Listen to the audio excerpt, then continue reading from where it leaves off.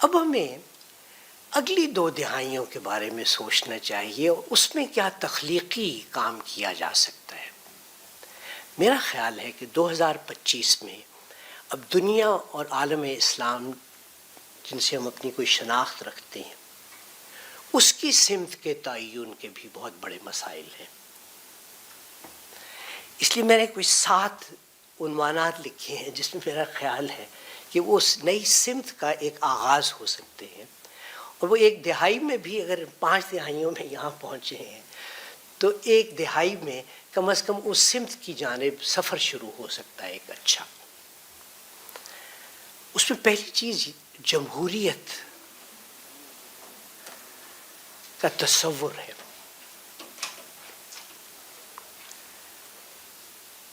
جب یہ سمت طے ہو رہی تھی تو جمہوریت کے بارے میں بڑی گہری گفتگو ہوتی تھی۔ میں وہ جو ابتدائی 20 سال کی بات کر رہا ہوں، اس سے پہلے 20 سال کی، اس تک پہنچنے سے جمہوریت کی خوبیاں، خامیاں، اس کے مختلف طریقے، اس کے مقاصد، رفتہ رفتہ ایک ایسی دنیا ابھری کہ جس میں جمہوریت ایک دین بن گیا، جس کے بارے میں ایمان لانے کی گنجائش تو تھی،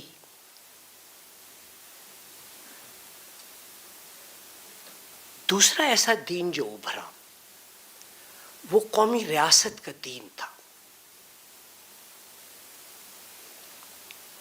قومی ریاست ان استعمار سے نکلنے کے لیے بہت سی دنیا کی عملی ضرورت تھی۔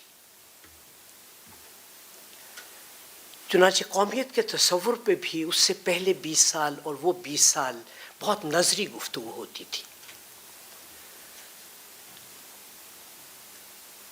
اور جغرافیائی قومیت کا ادیان کے ساتھ، خاص طور سے اسلام کے ساتھ کیا تعلق ہے، اس پر بھی بہت گفتگو ہوتی تھی، اس کے حسن و قباح پہ گفتگو ہوتی تھی۔ وہ بجائے خود دین نہیں تھا۔ تیسرا انسانیت کا تصور، ہیومینٹی اور ہیومنزم، یہ بھی رفتہ رفتہ ایک دین بن گیا، چونکہ بنی نوع انسان اس سے مختلف ہے جسے آج ہم انسانیت کہتے ہیں۔ انسانیت کو ایک سمجھنے کا مطلب یہ استبداد ہے، اور وہ ایک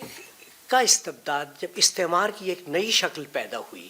کہ جس میں 4، 5، 6 استعماری قوتوں کی بجائے ایک سربراہی میں دنیا پر حکومت، اور اس میں اللہ کی حکومت کا، اللہ کے ہر چیز کے اوپر غالب ہونے کے تصور کی نفی میں انسان پرستی اور انسانیت میں فرق مٹ گیا، تو خود وہ بھی ایک دین بن گیا جس پر گفتگو کی گنجائش نہیں ہے۔ اس پر بھی یہ بھی محل نظر ہے اور اس پہ بھی نئے سرے سے غور ہونا چاہیے۔ چوتھا، اس سارے دور میں مادی ترقی ایک دین بن گیا۔ کامیابی اور ناکامی کی کسی ملک کی یا کسی فرد کی، اس کا معیار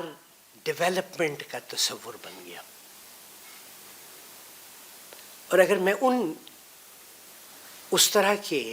کثرت ادیان کی بات کروں تو خود ڈیولپمنٹ ایک پیمائش کے طور پہ کامیابی اور ناکامی کا، یہ بھی ایک دین بن گیا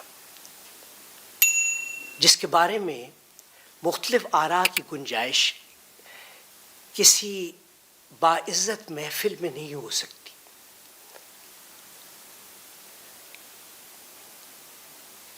پانچواں، جس نے بہت متاثر کیا ہم سب کو، وہ تاریخ کا ایک خاص تصور کہ جس میں انسان کی حیثیت سے ترقی کی جانب منتقل ہے۔ ماضی کمتر ہے، یہ سفر آگے بڑھ رہا ہے اور مسلسل آگے ہی بڑھا جا رہا ہے،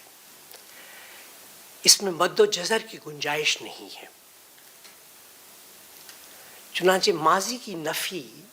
اس کو تاریخ سمجھنا اور چلتے ہوئے کل کو، وہ کیسا بھی کل ہو، اس کو ماضی کی نسبت منور سمجھنا، تاریخ کا یہ یک سمت تصور،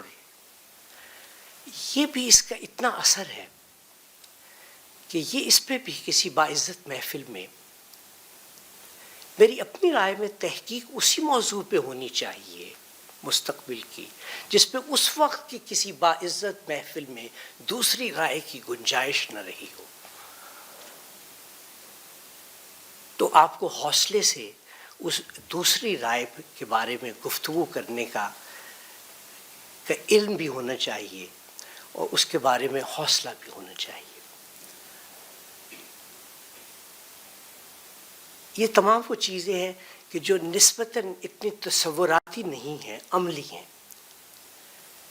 لیکن آخری دو چیزیں میرے خیال میں عقلی اور الہامی علوم کا امتزاج کیسے ہو سکتا ہے، اور علم کیا ہے،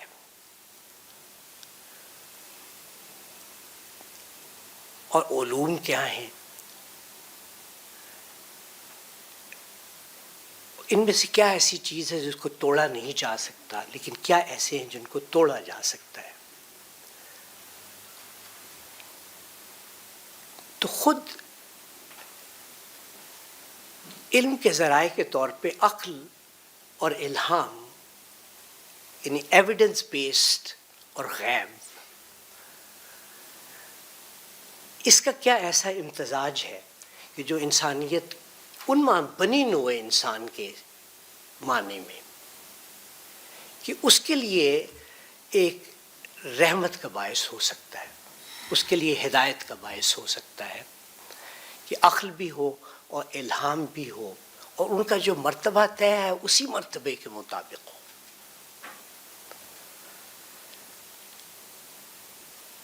سلطنت اور تہذیب کا امتزاج کیسے ہو؟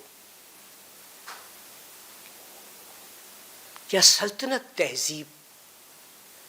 کو تشکیل دینے والی سمجھی جائے یا تہذیب سلطنت تشکیل دینے والی سمجھی جائے؟ اس میں کس کی کو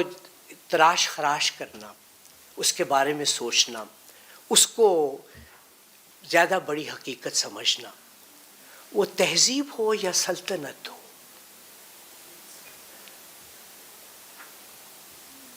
یہ 7 ایسے مسائل ہیں جو میرے ذہن میں آئے کہ جو ہم اپنے روزمرہ کی حکومت جس سانچے میں بہت بن گئے ہیں،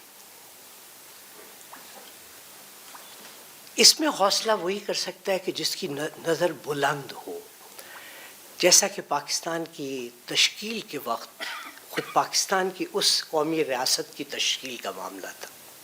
پھر اس کی سمت کا معاملہ تھا، پھر اس پر کسی حد تک اتفاق رائے ہونے کے بارے میں اس کے مختلف اعمال کا معاملہ تھا۔ لیکن اس نئی دنیا میں مجھے خیال ہوا کہ اگر ہم نے کوئی چیز سوچنی ہے تو اس کے لیے یہ 7 موضوعات ہو سکتے ہیں۔